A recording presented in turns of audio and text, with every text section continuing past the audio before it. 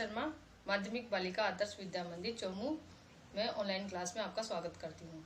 देखिए, हम संधि पढ़ रहे थे और संधि प्रकरण में आज हम पूर्व संधि पढ़ेंगे।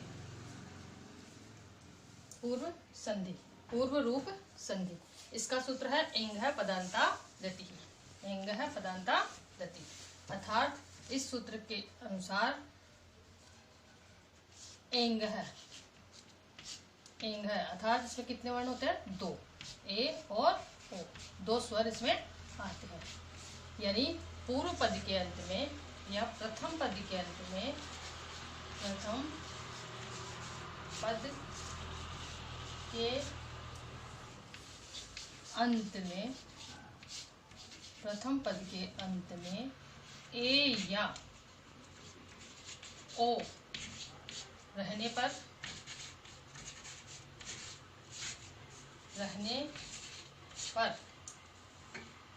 और इसके बाद में,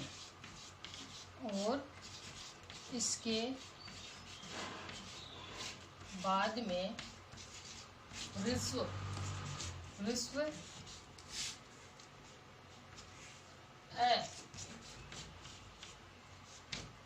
ए आने पर पूर्व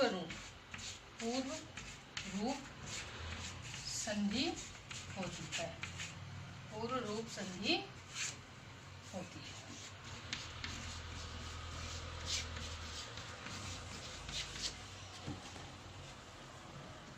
देखिए, हम पढ़ रहे हैं पूर्व रूप संधि। इसका सूत्र क्या है? एंग है पदांता दति। एंग है पदांता दति, अर्थात पद के अंत में एंग होना चाहिए। क्या होना चाहिए? एंग होना चाहिए। अब एंग में क्या है? इसमें ए और ओ दो स्वर आते हैं। कौन कौन से आते हैं? ए और ओ, अर्थात पूर्व पद के अंत में ए या ओ स्वर होना चाहिए। प्रथम पद के परिभाषा के अनुसार देखिए, प्रथम पद के अंत में ए या ओ रहने पर और इसके बाद ऋस्व ए आने पर पूर्व संधि हो जाती है। समझ में आया? एक बार देख लीजिए, ध्यान से देखिए। पूर्व रूप संधि हम पढ़ने जा रहे हैं और इस पूर्व संधि रूप का सूत्र क्या है? एंग है पदांता दति, अर्थात पूर्व पद के अंत में एंग होना आवश्यक है। एंग का मतलब ए या ओ स्वर, पूर्व पद के अंत में ए या ओ स्वर होना चाहिए और उसके बाद में ऋस्व ए आना चाहिए। ऋस्व ए, ध्यान देंगे, ऋस्व ए, ये ऋस्व ए आना चाहिए। ऐसी स्थिति में कौन सी संधि हो जाती है? पूर्व रूप संधि हो जाती है। उदाहरण देखेंगे इसके।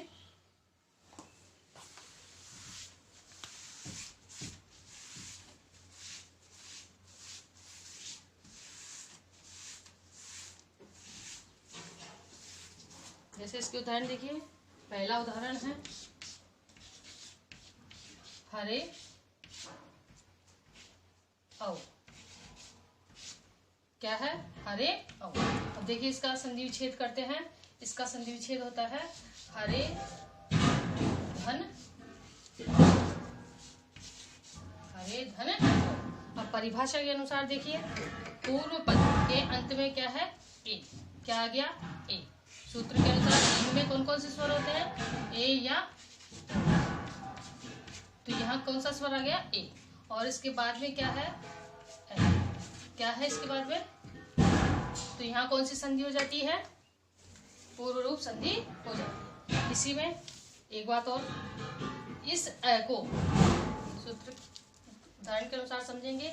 ये जो ए है, यहाँ जो ऋस्व ए आता है वो किस में बदल जाता है? ऋस्व ए।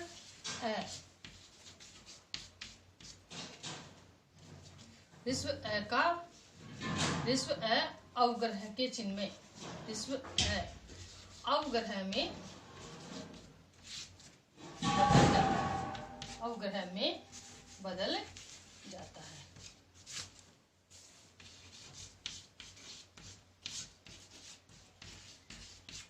किसमें बदल जाता है? अवग्रह में। अवग्रह का चिन्ह क्या होता है?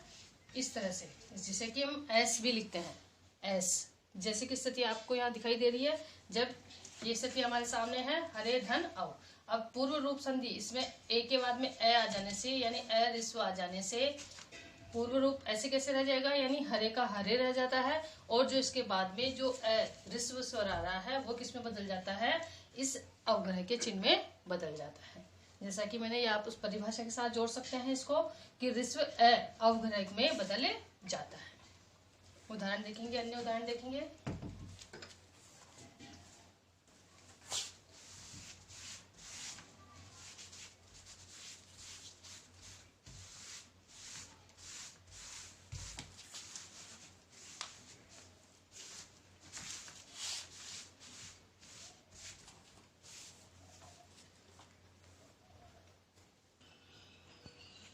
एते धन अपि, एते धन अपि। उदाहरण में देखिए, यहाँ क्या है ए और यहाँ क्या है ए। अब ए किस में बदल गया है, यहाँ अवग्रह के चिन्ह में। क्या ए और ओ के बाद में क्या आ गया, यहाँ ए आने के बाद में क्या आ गया, रिस्व ए आ गया। अब ये ए किस में बदल जाता है, इस अवग्रह के चिन्ह में बदल जाता है। और यहाँ जब हम इसकी संधि करते हैं तो किस प्रकार से करेंगे, एते, और यस पूर्व रूप हो जाएगा, यानी जैसा है वैसा का वैसा रहेगा, पूर्व रूप रहेगा। और ए का अवग्रह का चिन्ह हो गया, और पी को हम इस तरह से लिखेंगे, एते धन अपि। ऐसे ही अन्य उदाहरण देखेंगे। ग्रामे अस्मिन्,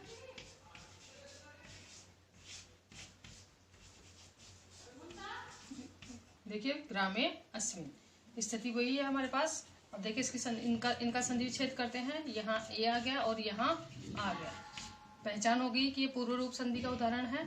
अब यहाँ पर हमें क्या करना है, पूर्व स्थिति रहेगी। पूर्व रूप संधि के नाम के अनुसार यहाँ क्या रहने वाली है, पूर्व रूप संधि। तो इसे ऐसे कैसे लिखेंगे, और सामने ए है, ए का यहाँ अवग्रह चिन्ह लगा देंगे, और शेष क्या है, अस्मिन्। उच्चारण वही रहेगा, ग्रामे अस्मिन्, एते अपि और ग्रामे अस्मिन्। ग्रामे, और जब संधि विच्छेद करते हैं तो ग्रामे ग्रामे रह जाएगा। ग्रामे सार्थक शब्द, दो सार्थक शब्दों के बीच में संधि हो गई। ग्रामे धन अस्मिन्, दो सार्थक शब्द हमें प्राप्त हो गए। आगे उदाहरण देखेंगे।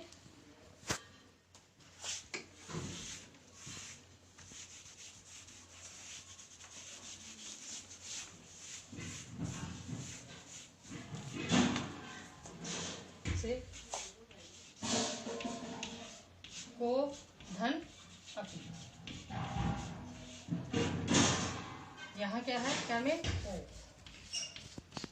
सामने क्या है ए, ओ और ए, यानी पूर्व रूप संधि के अनुसार ए या ओ होना चाहिए, तो यहाँ क्या आ गया, ओ। ऐसी सब संधि करेंगे, को का को रहेगा, को, और रिस ए आने पर उसका क्या बन गया, यहाँ अवग्रह का चिन्ह, और शेष पी। इस तरह से क्या संधि हो गई, को अपि। को धन अपि का संधि करेंगे, को धन अपि की संधि करेंगे, को धन को अपि, और वापस संधि विच्छेद करते समय को धन अपि। इसी तरह से अन्य उदाहरण देखेंगे। विष्णु, हम ओ के उदाहरण देख रहे हैं, विष्णु धन अपि। यहाँ भी वही स्थिति है, ओ है, ओ के बाद में ए, रिस्व ए आ गया, इसलिए इसकी संधि किस तरह से करेंगे हम, विष्णु रह जाएगा, विष्णु और ए का अवग्रह का चिन्ह और पी, विष्णु अपि। इस तरह से ये ओ के उदाहरण है। और अन्य उदाहरण और देख सकते हैं। पर रूप संधि पढ़ेंगे, पूर्व रूप के बाद में हम पढ़ेंगे पर रूप संधि। पर रूप संधि,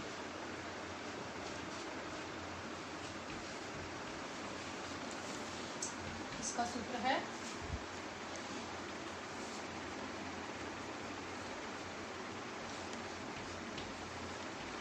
संधि पर रूपम, पर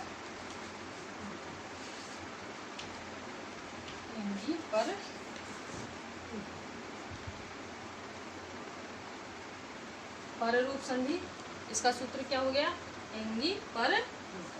इसकी परिभाषा देखेंगे, देखिए अ या आ वर्णांत उपसर्ग रहने पर, उपसर्ग रहने पर अवर्णांत उपसर्ग के बाद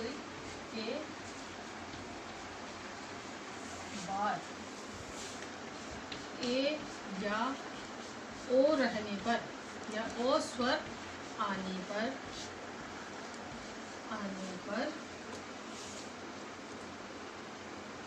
पर रूप संधि हो जाती है। पर रूप संधि हो जाती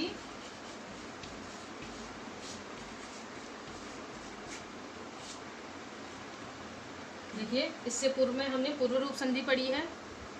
पूर्व रूप संधि का उदाहरण था एंगी पदांता दति, यानी एंग पद के अंत में क्या होना चाहिए, एंग होना चाहिए, अर्थात उसमें ए या ओ स्वर आना चाहिए। अब उसी के बाद में हम पढ़ रहे हैं पर रूप संधि। सबसे पहले तो देखिए, पर का मतलब क्या होता है, बाद में। पूर्व का मतलब पहले और पर का मतलब बाद में। तो यहाँ हम पढ़ रहे हैं एंग। एंगी कोई है, इसमें भी कौन से स्वर है हमारे, ए या ओ। लेकिन यहाँ ए या ओ कहाँ आना चाहिए, पर यानी बाद में, प्रथम पद के बाद में।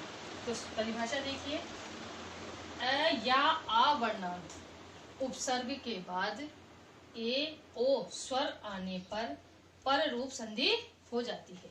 अब यहाँ देखिए, इसको समझेंगे हम कि अ या आ वर्णांत क्या है। जैसे कि हम पहला उदाहरण लेते हैं, प्रेज्यते।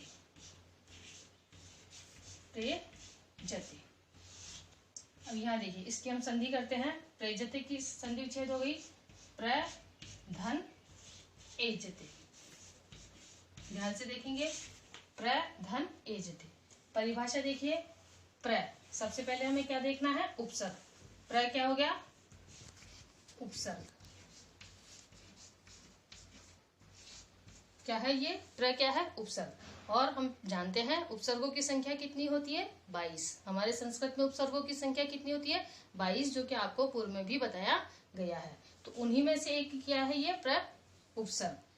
अब ये देखिए, इस प्र में स्वर कौन सा है, ए, वर्णांत, यानी इस के अंत में क्या है, ए स्वर। कौन सा स्वर है, ए, जो कि हमारे परिभाषा में है। अर्थात हमें यहाँ क्या देखना है, यहाँ ए या आ वर्णांत होना चाहिए, यानी इस के अंत में, प्रथम पद के अंत में, पूर्व पद के अंत में क्या स्वर होना चाहिए, ए या आ होना चाहिए। और इसके बाद में एंगी पर रूपम, एंगी अर्थात ए या ओ स्वर होना चाहिए। जैसा कि यहाँ पर क्या है, ए। ये स्थिति होने पर क्या हो जाएगा, पर रूप हो जाएगा। संधि के अनुसार क्या हो जाएगा, पर, यानी बाद वाला रूप हो जाता है। पूर्व संधि में पूर्व वाला रूप हो जाता है और पर संधि में बाद वाला रूप हो जाता है। जैसे कि संधि विच्छेद देखिए, प्र, ये स्थिति हो गई। अब यहाँ बाद वाला क्या है, ए, तो ये ए कहाँ आ गया, इस प्र के ऊपर यहाँ आ गया। शेष क्या रह जाता है हमारे पास, जति, वो यहाँ इसमें जुड़ जाता है। तो संधि क्या हो गया, अपने संधि क्या हो गई, प्रेज्यते। ध्यान से देखेंगे, समझेंगे, दोबारा से देखेंगे। पर रूप संधि हम पढ़ रहे हैं, इसका सूत्र है एंगी पर रूपम। क्या सूत्र है इसका, एंगी पर रूपम, यानी कि अ या आ वर्णांत उपसर्ग के बाद, यानी प्रथम पद क्या होना चाहिए, उपसर्ग होना चाहिए। पर रूप संधि में प्रथम पद क्या होना चाहिए, उपसर्ग होना चाहिए। और उपसर्गों की संख्या कितनी है, 22, जो कि हम जानते हैं। और उपसर्ग भी कैसा होना चाहिए, उपसर्ग के बाद में भी क्या होना चाहिए, अ या आ, यानी उस वर्ण का अंत किससे होना चाहिए, अ या आ से होना चाहिए। और उसके बाद में ए या ओ स्वर आने पर यहाँ पर रूप संधि हो जाती है। जैसा कि उदाहरण से बताया मैंने। दूसरा उदाहरण देखेंगे हम, उप धन औषधि। उपधन औषधि, यहाँ देखिए, उप क्या है, उपसर्ग। क्या है, उपसर्ग। लेकिन उपसर्ग के अंत में स्वर कौन सा है, ए। यहाँ देखिए प में, प उच्चारण करके देखेंगे, प में कौन सा स्वर है, ए। और सामने क्या है, ओ। क्या आ गया, ओ। सूत्र के अनुसार क्या आ गया हमारा, ओ आ गया। तो अर्थात यहाँ कौन सी संधि हो जाएगी, अब पर रूप संधि हो जाएगी। और अब हम इसको सीधा इसका संधि पद कैसे बनाएंगे, सॉरी, उप और जो बाद में है, पर यानी बाद में, यानी इसके बाद में क्या है, ओ इसके ऊपर आ जाएगा और शेष जो रहता है उसको लिखेंगे और शब्द क्या बन जाता है, उपोष्ठी। क्या बन जाता है, उपोष्ठी। उपधन औषधि संधि क्या बन गई, उपोष्ठी। कैसे बन गई, क्योंकि यहाँ उपसर्ग के बाद में क्या आ गया, ए, और उसके बाद में आ गया ओ। इन दोनों, ये दोनों मिलके क्या बन जाता है, इसका पर रूप बन जाता है। और पर रूप हमें इसके साथ लगाना है और शेष यहाँ पर जोड़ करके संधि पद बनाना है। धन्यवाद। तो देखिए अभी आपने पूर्व रूप और पर रूप संधि आज पढ़ी है। दोनों संधियों के कम से कम आप 20-20 उदाहरण आप अपने उत्तर पुस्तिका में भी लिखेंगे और उसको याद भी करेंगे। आज के लिए हमारा इतना ही वीडियो है, आगे और पढ़ेंगे। धन्यवाद।